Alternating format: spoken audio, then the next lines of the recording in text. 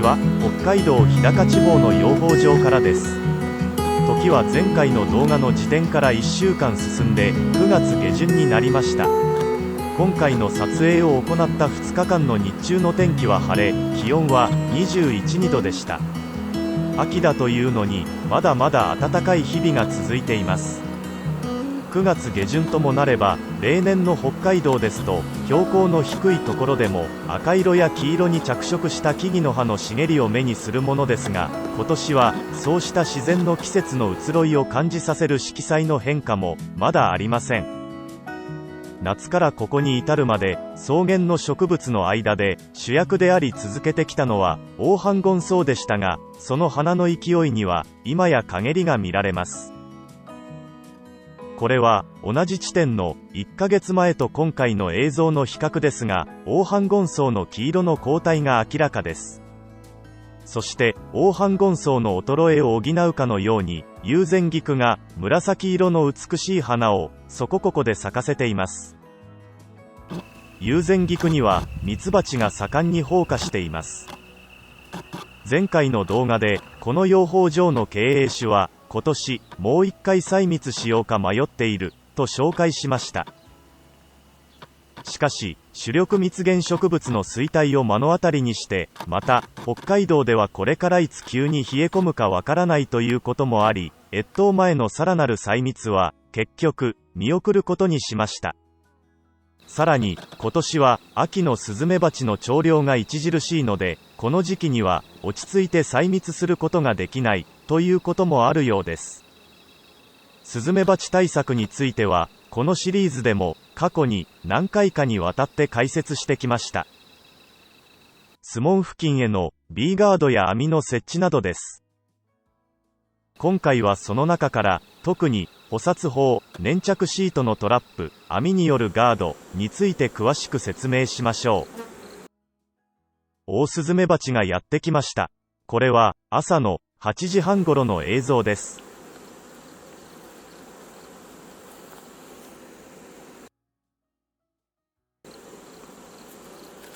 見事に捕まえました。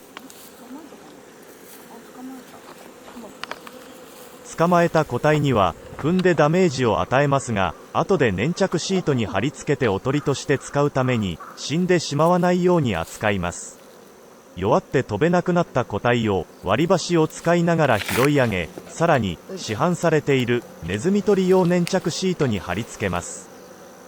こうしておくと、この個体は仲間の救援を求めるためのフェロモンを放出します。そのフェロモンに引きつけられてやってきたオオスズメバチがこのトラップにかかるという仕組みです。スズメバチはこういう弱った状態でも刺しますから、決して手で触らないようにしましょう。スズメバチは極めて危険な生き物で、毎年日本国内では20名前後の人がスズメバチに刺されたことが原因で尊い命を落としています。こうやって盛んに羽を震わせているのは単に飛び立とうとする悪あがきなのでしょうか。それともフェロモンをなるべく遠くへと飛ばすためなのでしょうか。オオスズメバチは朝単独で養蜂場にやってきます。その後数頭から多い場合には数十頭もの集団になって巣箱めがけて襲いかかってきます。そのため最初にやってくるのは偵察で、彼女が巣に帰って仲間を組織して集団となって襲ってくる。養蜂家の中にはそのように考える方が少なくないようです。おっと、そうこうしているうちに早速1頭粘着シートにかかったようです。シートの粘着力は極めて強力なので、ちょっと触れただけで離れられなくなってしまいます。話を戻します。ここの経営主もオオスズメバチには組織化された集団行動があると考えており、そのため朝に単独でやってくる偵察法を動画で示しているように対峙すれば、その日は集団の襲撃を未然に防ぐことができると考えています。ただし組織的行動というこうした見方には否定的な意見もあるようです。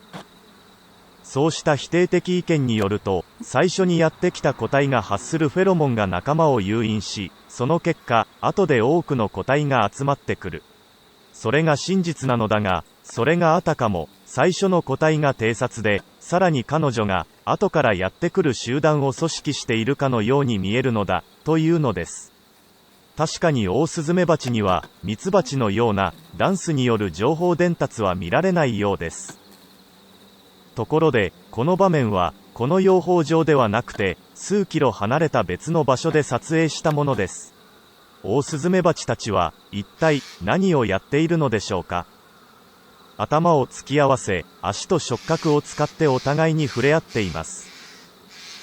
こうやって餌の場所などの情報を共有したり、コロニー内の個体同士の社会的なつながりを強化しているようなのです。殺人バチに至近距離でこういうことをやられるのはあまり気持ちの良いものではありません。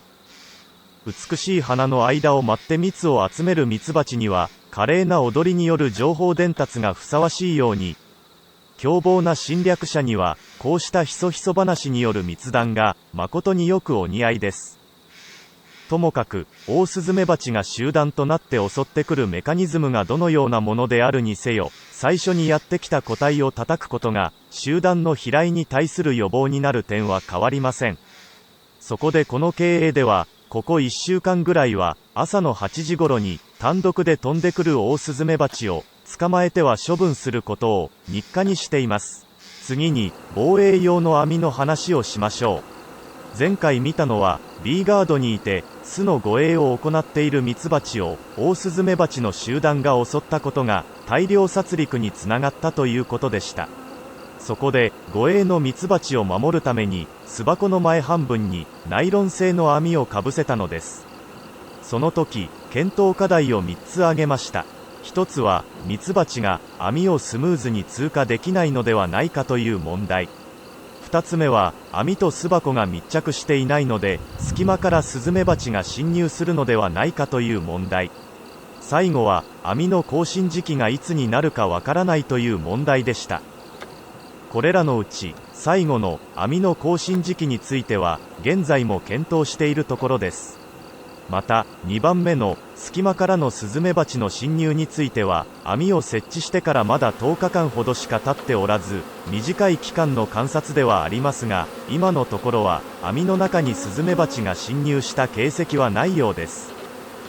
それでは第1番目のミツバチは網の目を果たしてスムーズに通過できるのかという問題はどうでしょうか。1週間前には通過にかなり手間取っている個体もいましたが、この間にハチたちは網目をスムーズに通過する方法をご覧のように見事に体得したようです。この点を確認するために1週間前と今回との間でハチたちの様子がどう変わったのかを実際に見比べてみましょう。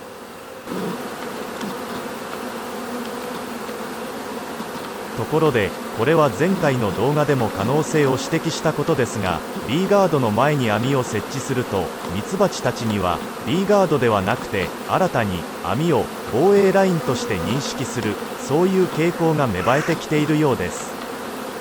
今映っているハチたちはビーガードではなくて網にたむろしてそこで巣を護衛しているように見えます。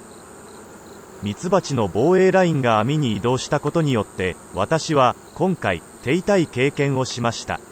そこで最後にそのお話をしましょう。ミツバチには通常は巣門と一致する防衛ラインの前方にそれ以上は踏み込んでほしくないエリアがあるようなのです。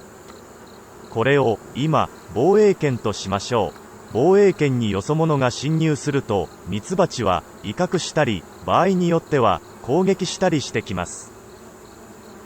防衛圏は防衛ラインの前方に広がっています。ですから防衛ライン自体がビーガードや網を設置することによって前の方に移動すると、それに伴って防衛圏も前の方に移動するようなのです。こうした防衛圏の前方への移動についてよく分かっていなかった私は、網の通過で苦闘する蜂の姿をできるだけ近くで捉えようとして新たな防衛圏の中にどうやら深く踏み込みすぎてしまったようなのです。逃げる私を追いかける蜂の羽音に怒気が感じられます。今回はここまでです。最後までご視聴いただきありがとうございました。登録、高評価で応援していただけるとありがたいです。